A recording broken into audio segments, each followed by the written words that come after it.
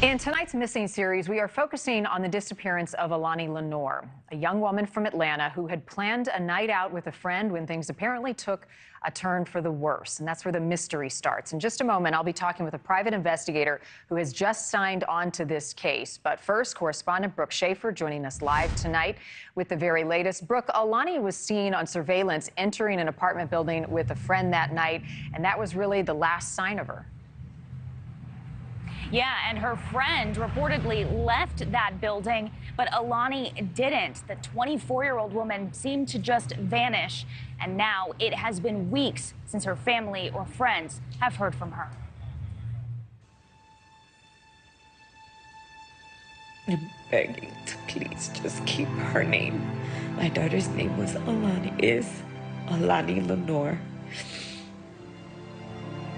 And her friends knew her as Fruity. A mother trying to stay optimistic. Her 24-year-old daughter, Allahnia Lenoir, missing since July 30th. Last seen on surveillance entering this Atlanta apartment building with a female friend around 8 p.m. The friend told police they were going there to chill. They met two men inside an apartment and they were all drinking. Lenoir's father says surveillance shows that friend leaving around midnight, but no sign of Allahnia. She said, yeah, we were fine. Everything was okay. I mean, I left and Allahnia was fine. They keep saying she's missing. And she's not missing. She's been taken. Those are facts. Somebody knows where she is. Flyers posted around the neighborhood, pleas on social media, and vigils in the park. We're going to stop saying your name, Allahnia Lenoir. We will not stop talking for you. We will not stop fighting for you.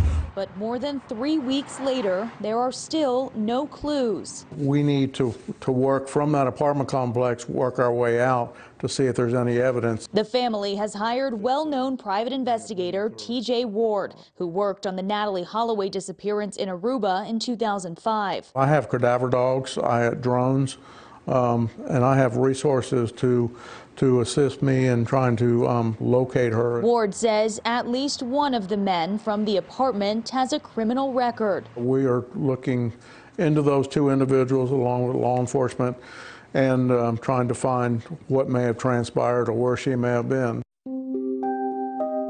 Allahnia's father preparing for the worst. The least of the evil is that she was trafficked and somebody, took her, because then that gives us, the opportunity to try and find her, still alive. Until they know for sure, they're sending love and hope to their daughter.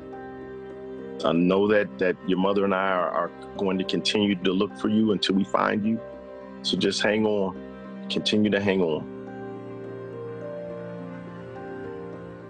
Now, Marnie, we did reach out to the Atlanta Police Department for an interview, but we didn't hear back. As for the family, they have started a GoFundMe page to help pay for this private investigator. Marnie? All right, Brooke, thank you. Let's welcome in T.J. Ward, the private investigator now on this case. He has worked some of the nation's biggest missing persons cases, including, as you heard there, the Natalie Holloway case back in 2005. T.J., I appreciate your time tonight. Where do you start on a case like this? Thank you very much for having me. First of all, we have to look at who was involved. We have to work our way out with people that were with her, witnesses that may know. This is not an ordinary missing persons case because we have no idea where she is. I mean, I have access to aerial support, cadaver dogs, drones, and the problem with this is we don't know where to start to look. And I guess we're going to have to work our way out from the apartment where she was, and we have no idea. We know there was two men involved. One of them we know of has a criminal history, and the other person we're already looking into. The best way to start working on these type cases like this in the unknown is to start looking at people and witnesses. Somebody's going to talk. Somebody's said something about where she is, and we have to find that person and hope they come out. Maybe they'll talk to me, more than they would talk to law enforcement, I don't know. But we have just got into this about a week ago through the father contacted me through their lawyer, his company he works for, and we're going to take this ball and run.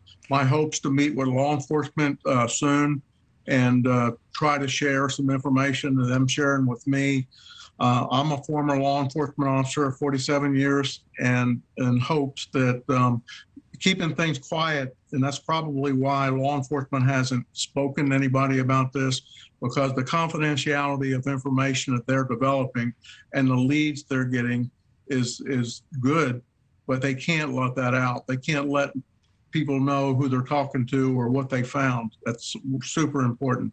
But as soon as we can establish who may know something or who may talk, that's going to be the importance of this type of case, because we have no idea how she left or where she is or who's with her other than these two men that we know about already.